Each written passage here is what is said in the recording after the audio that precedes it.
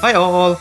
We did a bit of Q&A through the week and I had a really good time interacting with you guys. Everybody asked really great questions and a few questions really pop up to me. Freedom Assassin asked, will you ever make a D&D video about dungeon mastering? And Gamer Penguin asked, will you create a more specific character creation episodes about specific classes or class overviews? Well, the short answer is yes. But I will have to finish the current series first. I have a series on how to play D&D 5 classes and also a series on DMing on my to-do list. I don't know which one I should do first. What do you guys think? Give me your opinion in the comment section. It will be quite some time until I can work on it since I have other videos planned. Anyway, let's go to the next question. Bucharest Boy asks, should there be rules limiting the power of the Dungeon Master? He then talks about his experience on how Dungeon Masters can abuse his power and create unsatisfying and even unpleasant experience for their players. He also mentioned that the game might even be hosted at the DM's home, making it even harder to bring the topic up. Well, to be perfectly honest, I don't think any additional written rules in the game can solve this problem. The DM can just ignore it anyway, and in the end, the players are the ones who still have to confront the DM about it.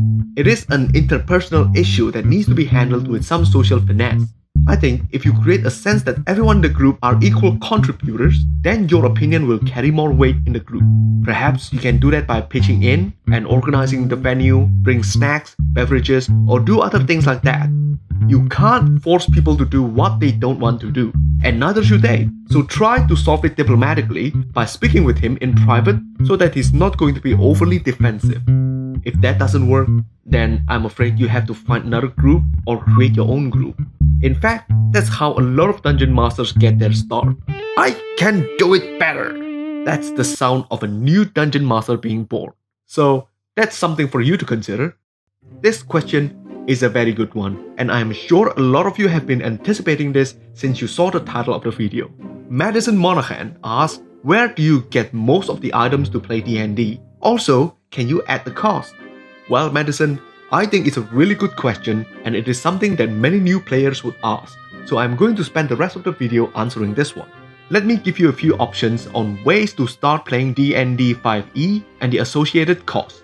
Option 1 is the most hassle-free way of starting to play. The second is spare no expense way of starting. And the third is playing it completely free. Okay now, option 1. The most hassle-free way of starting to play D&D is getting the starter set.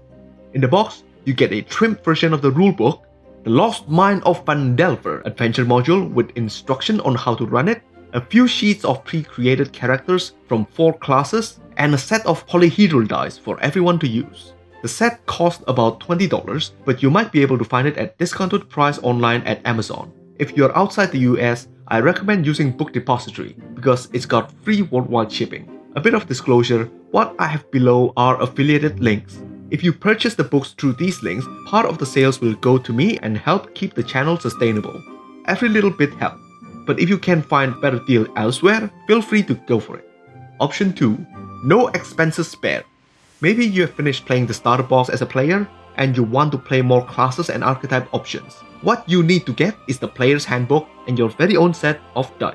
Without discount, the player's handbook costs $50 and the set of polyhedral dice can cost as low as $2 depending on where it's made and where you buy them from. The more you buy, the cheaper they get. A 7 set of 49 dice costs you about $10.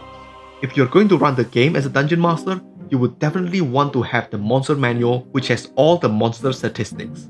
Possibly the Dungeon Master's Guide too, which has a great list of magical items and tips on how to run the game. And finally, an adventure module, so it would be a grand total of roughly $210. Most probably you can get it at a much better price online somewhere. Anyway, let's move on to the third option, playing D&D completely free and legal too. You can get the basic rulebook for free from Wizards website. Wizards of the Coast is the current owner of D&D, so it's completely legit. But the rulebook only has the 4 basic class options, with only 1 default archetype. You really just need it for the character creation rules. Then you can download the system reference document, which is also from their site.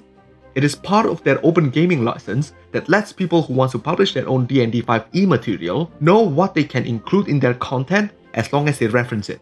In it, you can find all 12 classes, though only with their single default archetype.